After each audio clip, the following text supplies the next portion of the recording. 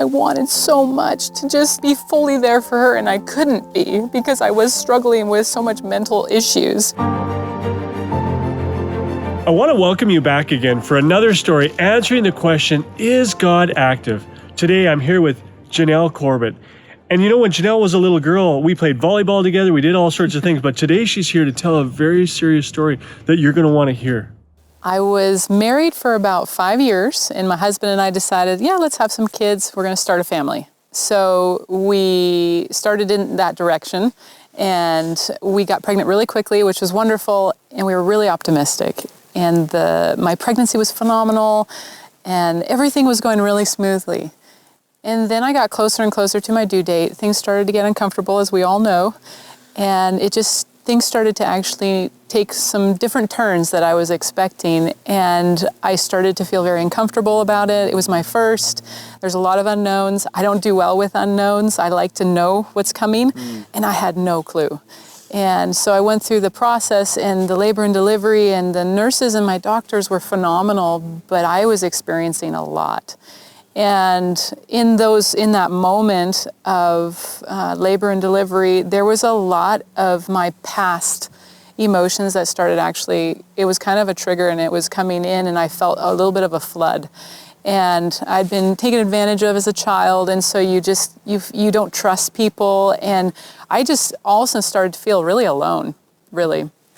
And in that hospital room that's totally unfamiliar, I'm pumped up with a bunch of medication, all the stuff that goes into that process, and extra stuff because of, strep and all sorts of stuff. And I was not myself. Like, I just felt not normal. And it was supposed to be a beautiful experience.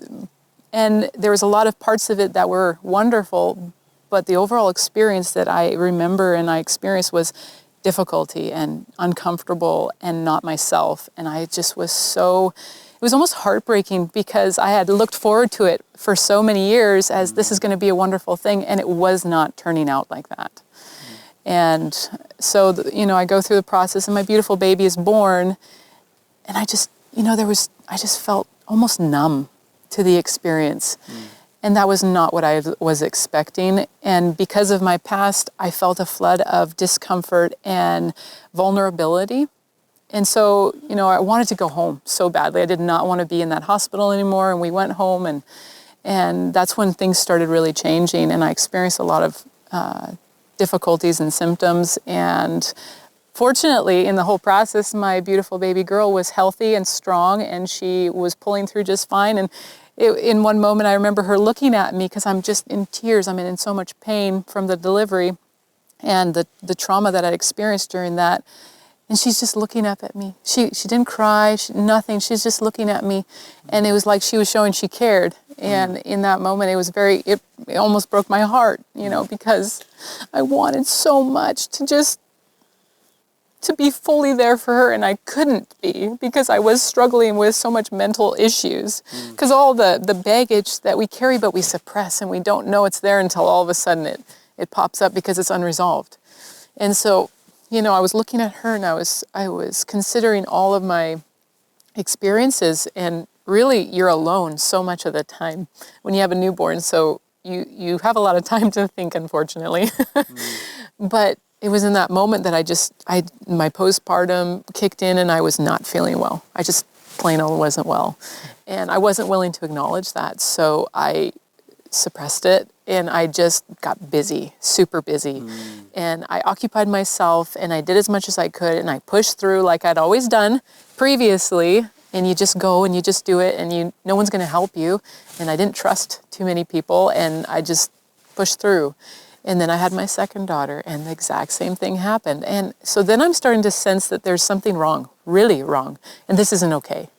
And this isn't good, and this isn't helping me, and I'm not going to get out of it if I don't start to get help somehow. And get out of what, exactly? Get out of the depression. Okay, so this is building. It was building, absolutely building. And it started as postpartum, and a fair amount of women will experience that when they come out of delivery. Not everybody does, but a lot of people do, and I never thought I would, but I did.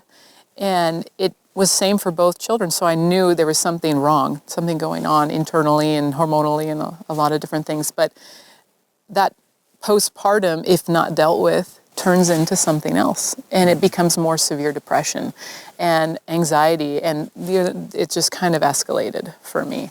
And so as it started escalating, my marriage started suffering.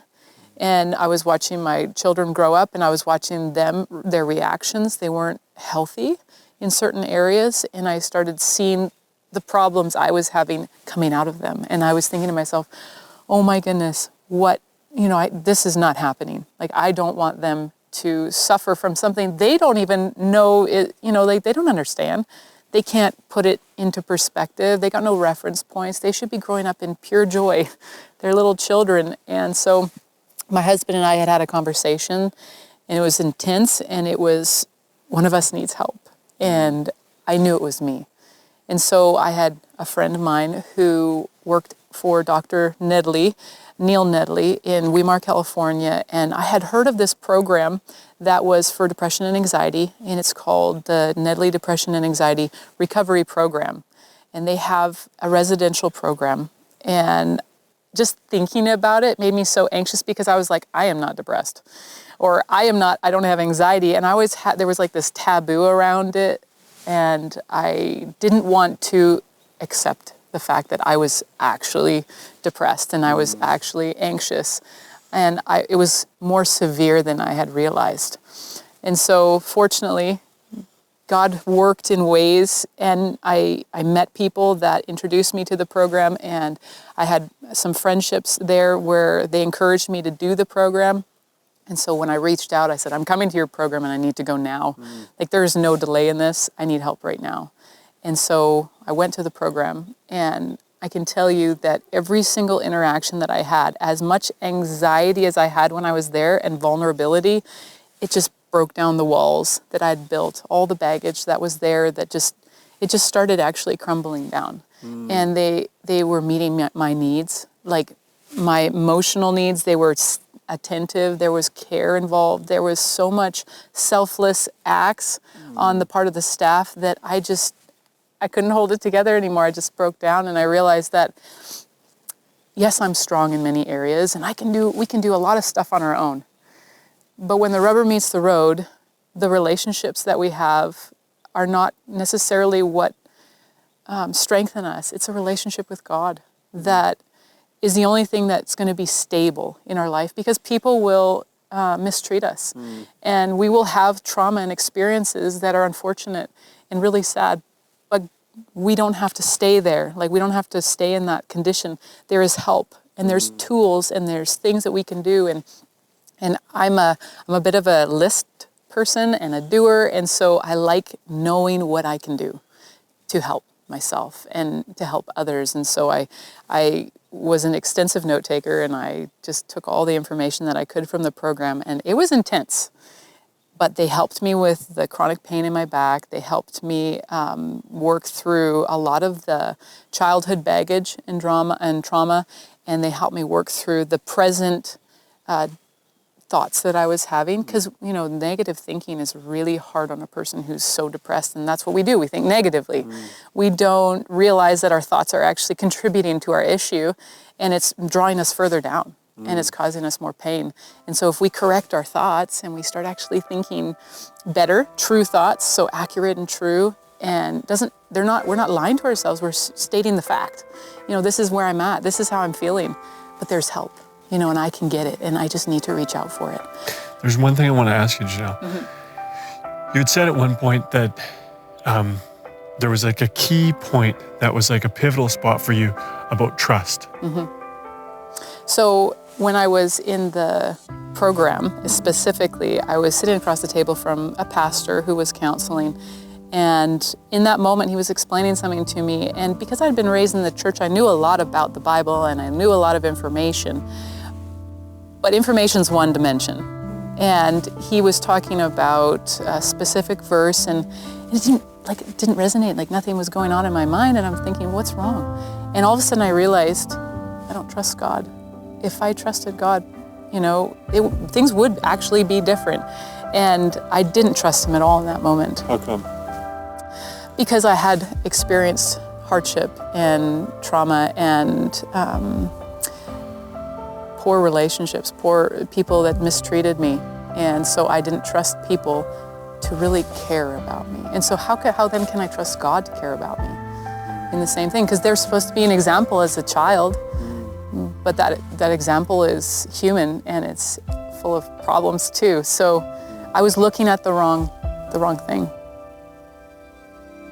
There's a text in the Bible, and it comes out of Proverbs chapter 18, verse 14. And it says, the human spirit can endure a sick body, but who can bear a crushed spirit? You know, today as we're looking around here, we see all this broken concrete behind us. There's all this broken concrete. At one time it had been freshly laid. There was sidewalks, it was, driveways, and it was really healthy and strong. And then it started to crack up, and guess what? It just got broken up and discarded and thrown back here. And sometimes in life, that's what feels like happens to us. We're strong, we're healthy, we can do it. And then these little things come up. A root comes in and breaks up the concrete. We didn't know it was under there. Past trauma, things that we've never dealt with. We thought, the contractor just poured the concrete over it, so it'll be fine. But it makes its way up. And so there's things like that in our lives that break up our life, that when we wake up, we're like, I wasn't like this. Who can bear this? Nobody can bear this. But that's why there's a text also in Jeremiah 29:11. And this is what the Bible says in verse 11. For I know the plans. This is God speaking to you. For I know the plans I have for you, says the Lord. They are plans for good and not disaster, to give you a future and a hope. You may be in this, your life might be broken up concrete, but today, Janelle, we're standing in this broken up concrete and her life has been renewed and your life can be too. Go to Him. Go seek help. There is help for you. Not only in the Bible, but professional help. And then join us next week as we continue answering the question, is God active?